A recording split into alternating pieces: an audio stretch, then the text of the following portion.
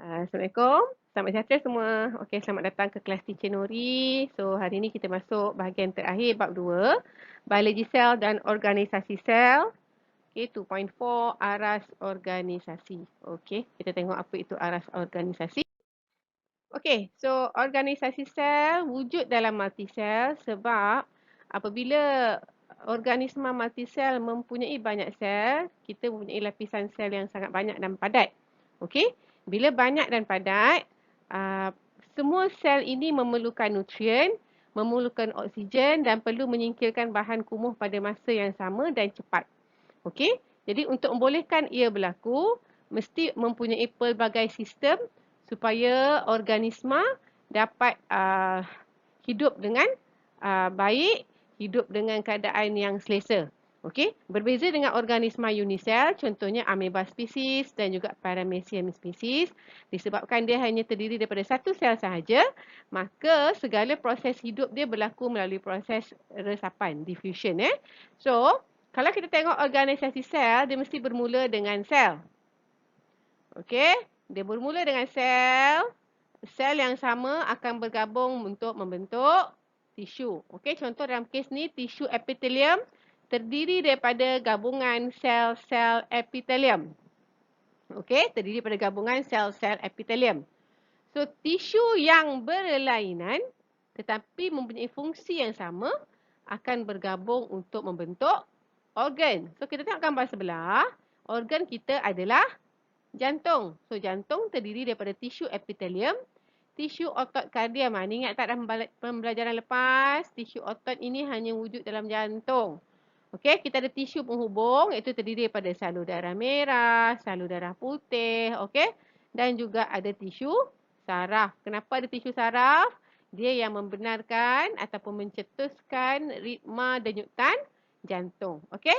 So, daripada organ, okey, daripada organ, contoh organ jantung, dia akan bergabung dengan beberapa organ yang lain, okey, untuk menjalankan fungsi yang khusus dikenali sebagai sistem. Okey, dikenali sebagai sistem. Sistem pula terdiri daripada gabungan pelbagai jenis sistem yang berbeza untuk membentuk satu organisma multisel, contohnya manusia. Okey, so dalam badan kita sebagai manusia, kita mempunyai banyak sistem. Dalam setiap sistem ada pelbagai organ yang berbeza tapi menjalankan fungsi yang ataupun tujuan yang sama. Okey, dan organ ini terdiri daripada pelbagai jenis tisu dan tisu terbina daripada sel-sel yang sama. Okey, ini selalu keluar dalam paper 1. Kita yang maksud ataupun dia bagi gambar, dia bagi gambar organ, dia bagi gambar sistem, lepas tu dia suruh fill in the blank. Okey, apa yang tertinggal dekat sini? Ataupun dia senaraikan kat situ, mana yang sesuai. Contoh dilabelkan ni sel, ini X. Lepas tu ada organ jantung sini. So awak kena kenal pastilah apa kebarangkalian tisu yang wujud kat sini. So dia bagi pilihan A, B, C, D. Awak pilih. Okey, kita tengok sistem endokrin. Sistem endokrin melibatkan beberapa organ dikenali sebagai kelenjar endokrin berfungsi untuk merembeskan hormon yang akan bekerja bersama-sama dengan sistem saraf. Okey, seterusnya kita ada sistem respirasi. Ini pernah belajar masa tingkatan 2. Terdiri pada organ seperti trakea, hidung, peparu dan juga diafragma. Okey, fungsinya terlibat dengan pertukaran gas oksigen dan gas karbon dioksida. Kemudian kita ada sistem otot, terdiri daripada 3 jenis otot, itu otot rangka, otot licin dan otot kardium. Fungsinya untuk membantu pergerakan dan juga fungsi-fungsi bahagian badan yang lain. Okey, kemudian kita ada sistem rangka. Sistem rangka terdiri daripada tulang, rawan, ligamen dan tendon. Fungsinya menyokong badan, melindungi organ dalaman serta menjadi asas pautan otot. Sebab semua otot kita melekat pada tulang. Okey. Okey, kita ada sistem saraf, terdiri daripada organ otak, saraf tunjang dan saraf periferi. Yang ni kamu tak perlu tahu detail, just tahu dia punya tu saja. Kita akan tengok detail untuk setiap ni dalam bab kemudian. Okey, fungsi sistem saraf mengesan dan menghantar maklumat dalam bentuk impuls saraf serta mengkoordinasi aktiviti badan. Okey, kita ada sistem peredaran darah terdiri daripada jantung dan juga salur darah iaitu arteri, vena dan kapilari darah.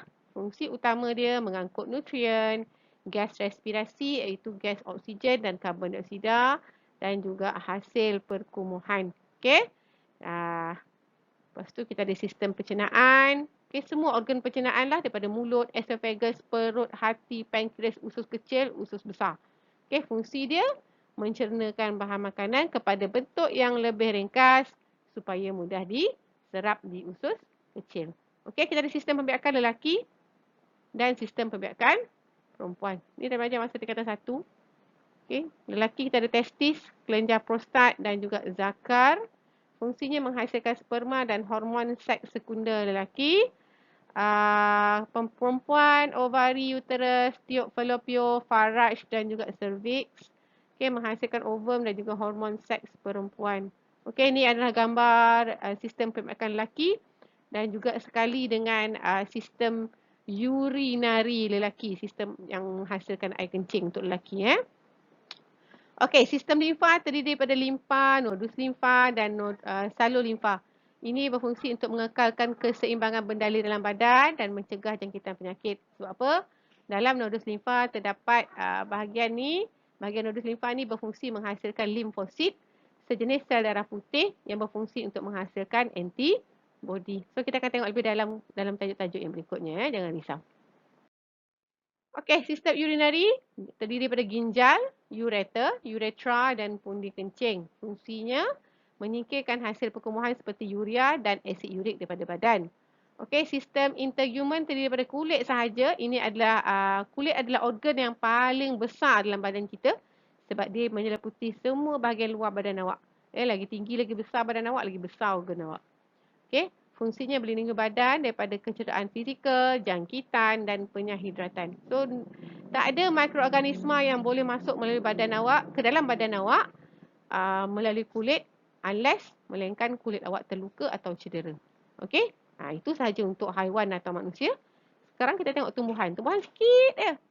Okey? Sikit sangat. Okey? Ada dua sistem utama dalam tumbuhan, iaitu sistem pucuk dan juga sistem akar. Dalam sistem akar, dia hanya ada akar sahaja. Akar utama dan juga akar rambut. Untuk sistem pucuk, kita ada yang di atas tanah. Apa sahaja yang ada di atas tanah, tu semua sistem pucuk. So, daun, buah, bunga, batang. Daun termasuklah pucuk ke apa ke. Semua kat bahagian atas tanah tu adalah sistem pucuk. Yang di dalam tanah adalah sistem akar. Okey. Topik kita hari ini sangat pendek. Sekian saja dari cikgu. InsyaAllah ada rezeki, ada kelapangan. Kita jumpa lagi. Okey. Assalamualaikum dan bye-bye.